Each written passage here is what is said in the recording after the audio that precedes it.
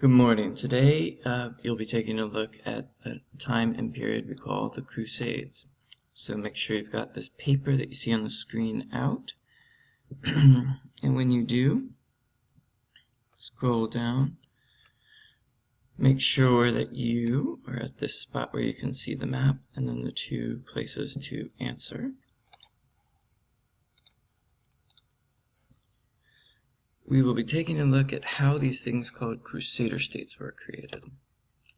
So, probably need to pause the video right here, look at this map, and you need to answer these two questions. Well, actually it's three on your paper.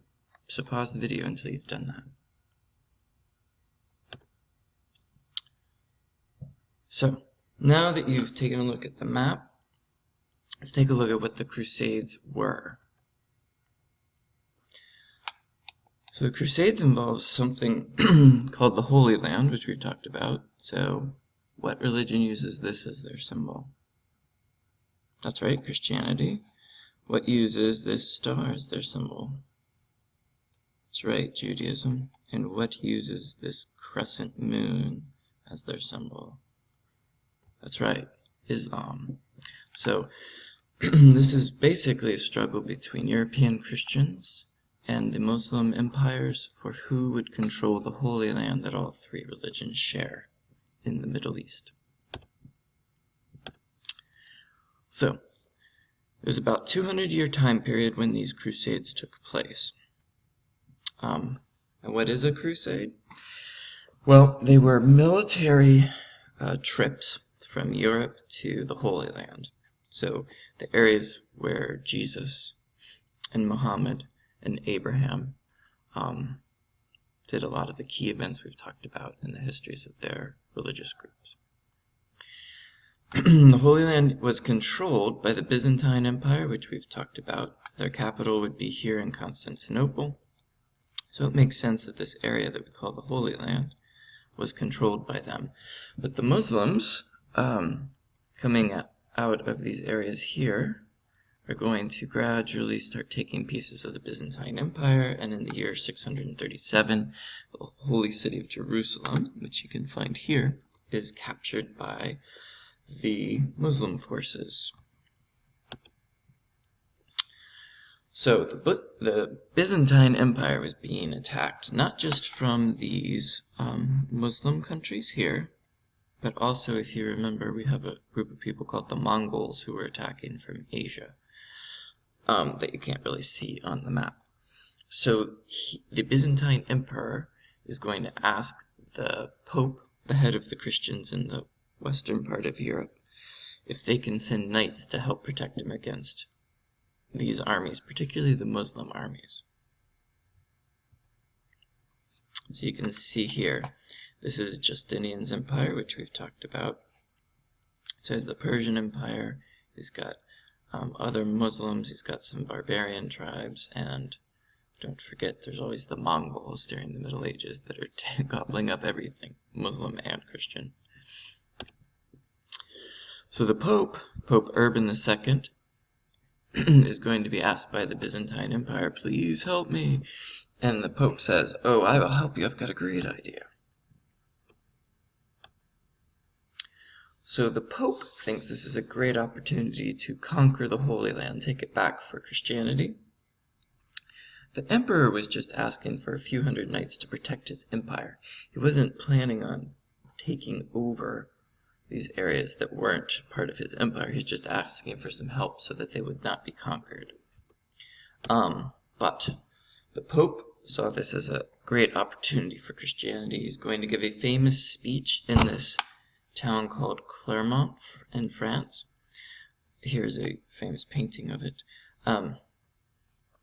where he is going to explain to everyone that they've got this opportunity, and these are a whole bunch of knights gathered in a church, and when people leave that church that day, they're excited about recapturing the Holy Land and Jesus' home, and returning it to what they think are the rightful owners, the people who should be in control of that, because it was where Jesus worshipped and did all his miracles and died.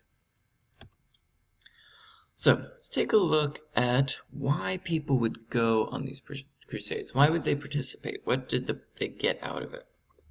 So you've got a chart on your paper that divides things into religion, money, and power. So there will be something on the screen. I want you to put it in your chart based on what we have studied. Which column do you think this would go in? You could gain a heroic reputation. If you need a minute, pause the video. Put it in the correct column. So these are your choices: religion, money, or power. You could gain a heroic reputation. To ensure that Christian pilgrims, or people traveling to the Holy Land, had access to Jerusalem. So people traveling to the Holy Land that were Christian could go into the city of Jerusalem to visit the holy sites. Is that religion, money, or power? Your sins were forgiven if you went on crusade. The Pope told the Christians everyone who went on crusade would be forgiven all of their sins, and if you died on the crusade, you would go straight to heaven. So would that be money, religion, or power? Put it in the correct column. Successful crusaders would be rewarded with lands and titles. So even if you were not a noble, you might come out of the crusades as a noble. And the Pope said it was a thing Christians should do, so Christians should go, according to the Pope. Is that money, religion, or power? There would be an opportunity to take plunder. So plunder means things that are worth money. So it might be gold or silver, or it might be weapons, or it might be books or medicine, or anything that's of value to you. The Holy Lands were rich and prosperous. Prosperous means they were making a lot of money. This is the richest part of the world at this time.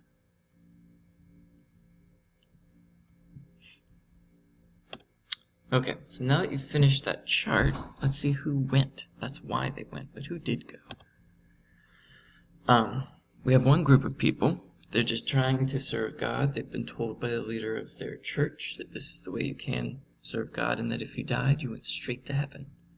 So whatever you might have done in battle, you go straight to heaven. And remember, most of these people going are knights, which means they've killed people, as we saw earlier. A lot of these knights, once there's not much warfare at the end of the Middle Ages, are participating in basically just harassing the serfs and bullying them, sometimes killing. So this is a way you can go straight to heaven even if you've done all of that. We have another group of people that are doing it purely to make a name for themselves and to gain money. If you went to the Crusades and you fought well, when you returned home, frequently people who had fought well had banquets held in their honor. You might be able to stop in each kingdom and get treated as a hero.